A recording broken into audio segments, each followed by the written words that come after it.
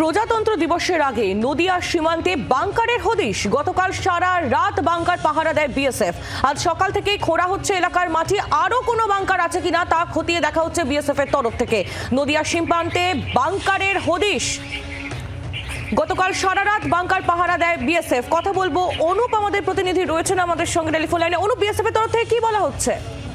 দেখো বিএসএফ এর তরফ থেকে সেইভাবে আমাদের কাছে মুখ খুলছে না। আমরা বিএসএফ সূত্র থেকে জানতে পারছি তারা যে গতকাল সারা রাত ধরে পাহারা দিয়েছে এবং দেখতে পাচ্ছি জেসিপি দিয়ে যে এলাকায় কিন্তু ওরা আরো কিন্তু খোঁড়াখুড়ি করছে যে অন্যান্য বাংকার আরো আছে কিনা, এবং তাদের কাছে খবর আছে যে আরো বাংকার আছে।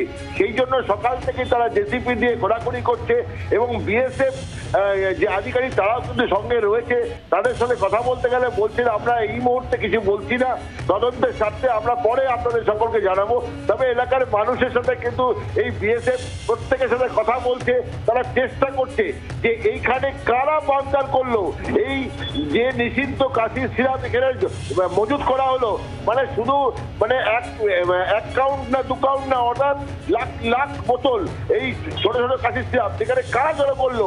বাংলাদেশিরা এসে জড়ো করলো না ভারতীয় পাচারকারীরা জড়ো করলো? সেটা কিন্তু খোঁজার চেষ্টা করছে বিএসএফ আধিকারিকরা। কিন্তু এলাকার মানুষ, জনপ্রতিনিধি তাদেরকে প্রশ্ন করেছে এবং বিএসএফ আধিকারিক তারা বলছে না আমরা কিছু জানি না, কোনোদিন বুঝতেও পারিনি। কিন্তু এই নিয়ে এখন বিএসএফ কিন্তু কোনো মুখ খুলছে না, তবে তারা তদন্তে রয়েছে। আইলি, ধন্যবাদ অনুপ। পরবর্তীকালে বিএসএফ এর তরফ থেকে কোনো আপডেট আসে কিনা সেদিকে আমাদের অবশ্যই নজর থাকবে। অনুপ দাস আমাদের প্রতিনিধি ছিলেন আমাদের সঙ্গে। বাংলার আওয়াজ, বাঙালির আবেগ, জি 24 ঘন্টা।